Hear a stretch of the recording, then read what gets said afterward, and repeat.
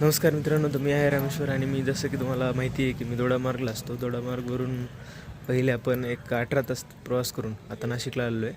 नाशिकला आज सोमवार आहे आणि आज सोमवारी माझा वाढदिवसाच्या दिवशी मी आज त्र्यंबकेश्वरचं दर्शन घ्यायचं ठरवलं आहे. सो त्र्यंबकेश्वरचं दर्शनही घेऊया आणि त्यासोबतच बघूया अजून काय काय आपल्याला वेळेमध्ये बघता येईल ते.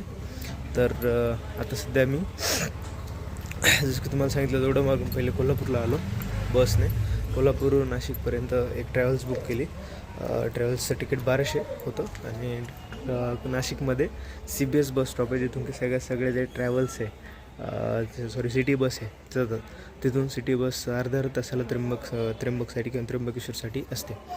तर अशा रीतीनं मी इथं पोहोचलो. इथं आलेल्या भक्तनिवासमध्ये फ्रेश झालो आहे आता, आणि कारण की थोडं पूर्ण फ्रेश होण्यासाठी रात्रभर ट्रॅव्हलिंग झालेलं आहे त्यामुळे. तर आता जाऊया दर्शन घेण्यासाठी. तुम्ही थोडं पुढं असं दिसेल इथं तुम्ही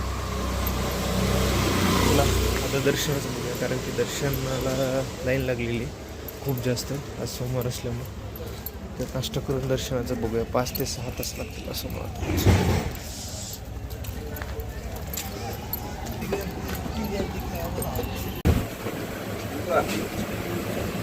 तर मित्रांनो, आपण आता रेडी झालो आहे दर्शन घेण्यासाठी. फायनली पहिले आपण आता दर्शन घेणार. तर दर्शनाची लाईन वाढतच चाललेली आहे. सो नाश्ता पण झालेला आहे. खूप वेळ लागला तरी काही टेन्शन नाही आपल्याला. त्यामुळं सो पहिले आता बॅग ठेवूया काउंटरला देऊन.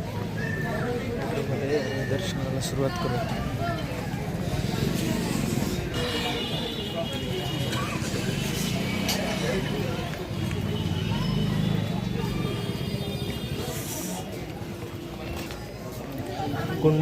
कुंड जे आहे त्याच्याकडनं मी दर्शनाला जाते. पहिले दर्शन घेऊन मगच आपण कुंडाकडे जाऊ दर्शन स्नान करण्यासाठी.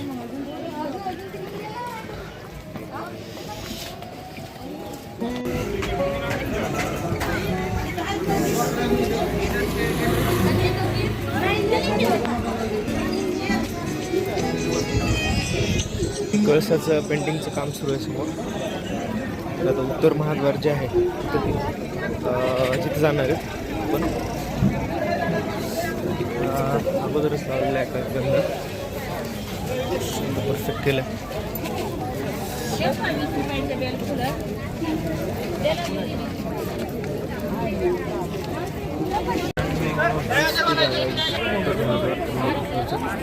आद्य ज्योतिर्लिंग 12 ज्योतिर्लिंगापैकी बॅग ठेवून दर्शनाची रांग सुद्धा ठेवून काय जाता पास काढायला जाते, कारण की विदाउट पासवाल्यांची लाईन खूप जास्त मोठी आहे. सो पास काढायचं असेल तर बस स्टँडवरच पास काढायला पाहिजे. तर ठीक आहे, हरकत नाही. इकडून परत काढूया.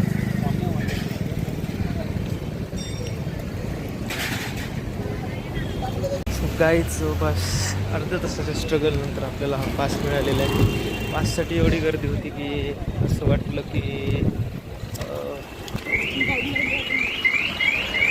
पाससाठी एवढा जास्त गर्दी होता की असं वाटलं साध्या लाईनला लागून दर्शन घेतलं असतं तर बरं झालं असतं. पण आपल्याला बाकीचे प्लेसेस पण एक्सप्लोअर करायच्यात, बघायच्यात. त्यामुळे आपण ठरवलं की दर्शन पास काढूनच घेऊया.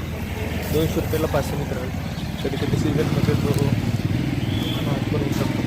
सध्या 200 रुपयाला आहे. तर जाऊया आपण दर्शन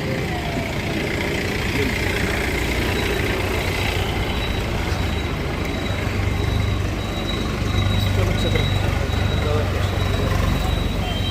बॅग ठेवायला पाहिजे आणि बेल वगैरे सगळं घ्यायला पाहिजे. चला दादा मंदिराच्या दिवशी पास काढलेला आहे.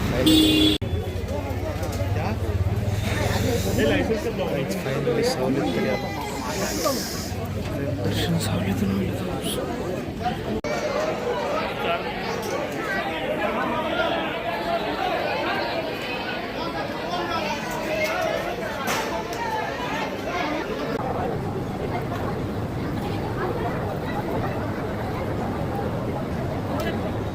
तर मित्रांनो, फायनली आता दर्शन झालं आहे आपलं. 4 ते 5 तासाच्या प्रतीकानंतर भोलेनाथचं दर्शन झालं आहे महाकालचं, आणि मनाला शांती लाभली. असं वाटलं नाही की 5 तास झाले म्हणून. मधात थोडं वाटलं, पण असं की जे मनामध्ये आपल्या हे असते अलग अलग भावना ते निघून गेलं दर्शन झाल्यावरती. ओव्हर थिंकिंग स्टॉप झाला. आता मी मंदिराच्या मागच्या बाजूने इथूनच आता एक्झिट घ्यायचं आहे, आणि जे मंदिराच्या जवळ एक कुंड आहे तर आता जाऊन स्नान करेल मी. ते स्नान झाल्यानंतर आपण आता थोडं नदी गंगा आरती असते इव्हिनिंगला 6 वाजता तिथे जाणार आहे. अजून इथं काय एक्सप्लोअर करता येईल ते बघूया. ब्रह्मगिरी पर्वत आहे जिथून की आपले गोदावरी नदीचा उगम झालेला आहे. महादेवांनी ती जटा तिथं आदळली होती आणि तिथून गोदावरी नदीचा उगम झाला होता. ते बघूया आता थोडा आवाज. तर जेव्हा आपण मंदिराच्या पाठीमागच्या बाजूला येतो तेव्हा आपल्याला एक जुन्या महादेवाचं मंदिर देखील बघायला मिळते. तर आल्यानंतर जरूर याचं पण दर्शन घ्या. आणि आज माझ्या वाढदिवसाच्या दिवशी जेव्हा मी दर्शन घेतलं तेव्हा खूप छान वाटलं महाकालचं दर्शन घेऊन. आणि अजून काही प्लेसेस एक्सप्लोअर करता येतात का ते बघूयात. मला जे तुम्हाला जुनं महादेवाचं मंदिर दाखवलं तिथं काही भक्तांना जर समजा दर्शन भेटलं नाही मेन मंदिरामध्ये तर ते तिकडं दर्शन घेऊन जातात.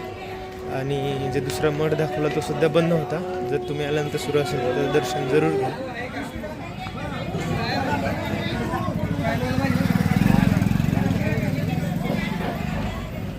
सांगितलं आपण जे छोटे छोटे स्पॉट आहेत ते कव्हर करत आहेत त्र्यंबकेश्वर मंदिराच्या आजूबाजूला असलेले. सो आता मी आलो आहे. दोन तर दाखवले तुम्हाला, एक जुनं महादेवाचं मंदिर आणि दुसरं मठ, आणि आता तिसरे एक तलाव आहे तो म्हणजे गौतम तलाव. तर सर्व धर्माच्या दृष्टिकोनातून नाशिक हे शहर का महत्त्वाचं आहे किंवा काय ऐतिहासिक आहे तुम्हाला आता समोर मी जेव्हा कॅमेरा करेल तेव्हा समजेल. हे बघा समोरचा आहे गौतम तलाव.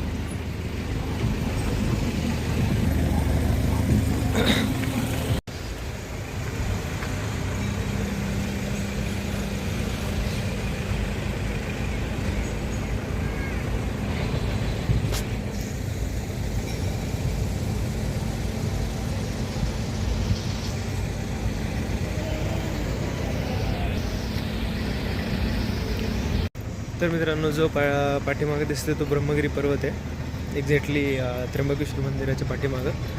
सो ब्रह्मगिरी पर्वताची हिस्ट्री सगळ्यांना माहितीच आहे की जिथं महादेवांनी जटा आपटली होती आणि तिथून गोदावरी नदीचा उगम झाला आहे. त्याच्या खालीच आता दाखवलेला गौतम तलाव होता.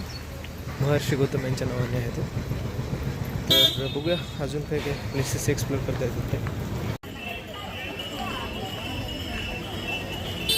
जागा दिसते तिथे एक कुंड आहे जिथून वरून जे आपली नदी आहे तिचं ते जी वरची डोंगरातली जी नदी उगम पावते तिथून थेंब थेंब पाणी जे आहे ते कुंडामध्ये येतं. त्यात आपण थोडं फ्रेश होऊया आणि बघूया अजून ते एक्सप्लोर करता येईल.